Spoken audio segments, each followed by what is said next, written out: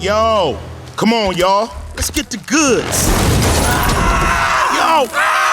What? The Spider-Verse movies cast a long web of shadows over Teenage Mutant Ninja Turtles Mutant Mayhem. Those vibrant Spidey adventures and the Turtles' latest cinematic outing all represent modern reinventions of beloved superheroes that use the freedom of animation to express their stories in ways that live-action superhero movies can't. Mutant Mayhem may be surfing onto the scene in Miles and Gwen's wake, but the broad similarities fall out of focus quickly. And thanks to a punkier, more ground-level approach, Mutant Mayhem is a vibrant, hilarious adventure from which the heroes in a half-shell can build a Turtleverse all their own.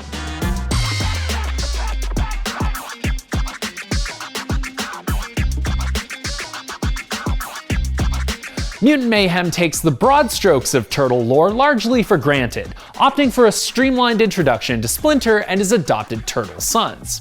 From the start, the movie is far more interested in their relationship with Splinter as a father than as a master, with Splinter's strong prejudice towards humans forcing the Turtles to disobey him so they can be a part of the surface world like they've always dreamed. Boys, where have you been? I've been freaking out. We're sorry, Dad. It was this cat, and I'm scared of cats. Mutant Mayhem makes the simple yet seismic choice to do what comparatively few adaptations of Kevin Eastman and Peter Laird's comics have done before, and lean into the teenage aspect of the Mutant Ninja Turtles. And there is no going back. The infectious, talky banter the 15-year-old brothers generate amongst themselves and others is effortless and quotable, with an unpredictable dark streak that ensures laughs from all age groups in the audience. There were a lot of times throughout the movie where I kind of had a Goonies vibe from it. These kids that are just saying the most ridiculously dark and off-color things to each other, but it definitely means that repeat viewings of the movie are going to be really fun to catch the little kind of quips and jokes that they sneak in. Look, we all think humans are cool, but we got a job to do. Let's go. Let's go. Hey, I'm the leader of the group. You sound like you have bronchitis. Seemingly anticipating comparisons to other superhero stories, Mutant Mayhem opts to go with the flow and use that masks and capes landscape as the very context in which the Turtles hope to be seen.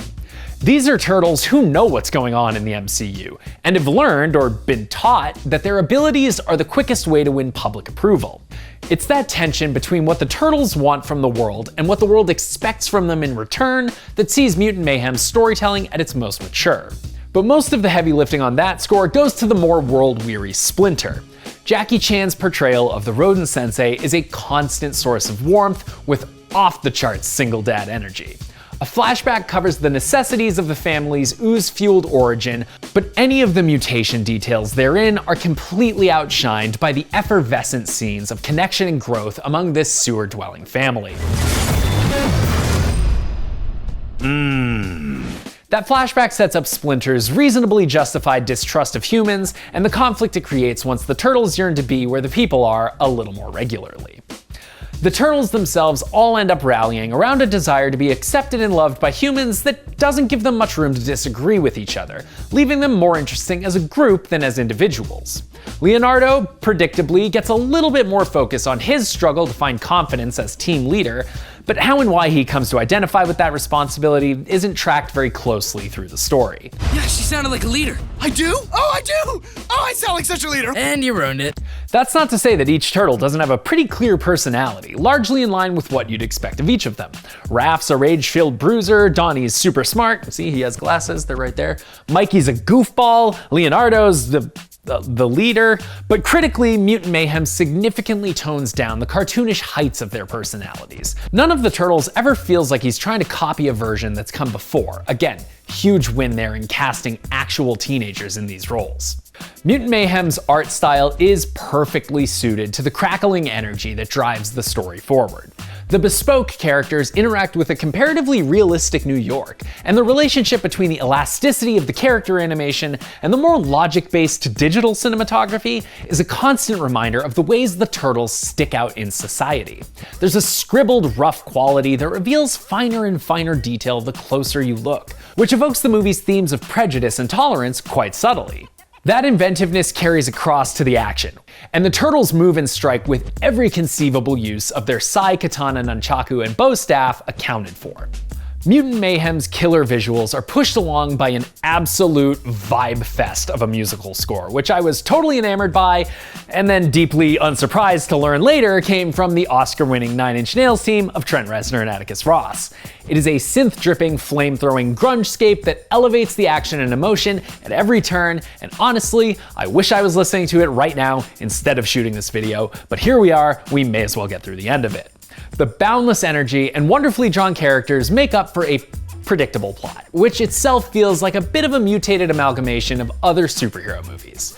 It's hard to begrudge Mutant Mayhem too much for that. It's got as much right to celebrate its comics roots as any other superhero movie, but the notion that everyday, normal New Yorkers are the real unsung heroes of these movies is kind of losing its impact at this point. People's, they got to go. Okay, sort of a twist. And with how grounded the Turtles' emotional throughline actually is, the world-ending stakes that mutant villain Superfly represents aren't as interesting as whether or not Splinter's gonna let the kids go to the arcade more regularly by the end of the movie. You watch a movie with a humans? Ugh. You ratted us out. Hey, don't use that word that way. Superfly's mutant hench animals are the best character designs in the movie, with proportions and rough edges that make them feel like notebook sketches that have burst to life.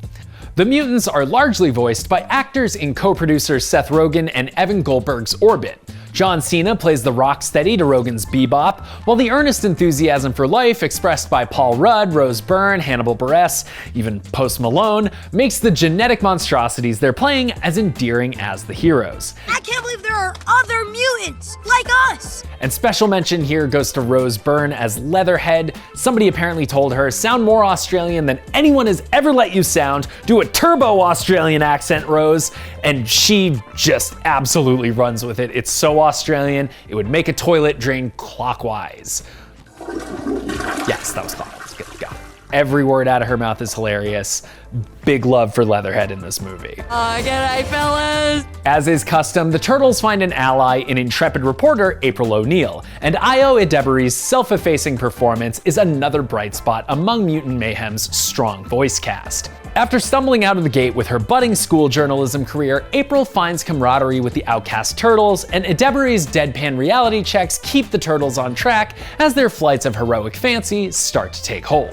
So, you were baby turtles who made contact with mystery goo.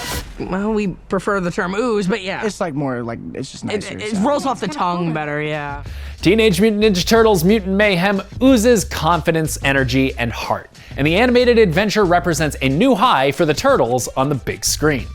Top-notch voice acting anchored by Jackie Chan's Splinter and 4 instantly lovable teen turtles, plus a killer Reznor and Ross score ensure that Mutant Mayhem isn't getting by on looks alone. Even if the superhero tropes the story plays with feel a little worn, the enthusiasm with which Mutant Mayhem tackles them always wins out. Thanks for watching. For more reviews, check out what we thought of Barbenheimer, and as always, be sure to follow and subscribe wherever you like to watch IGN.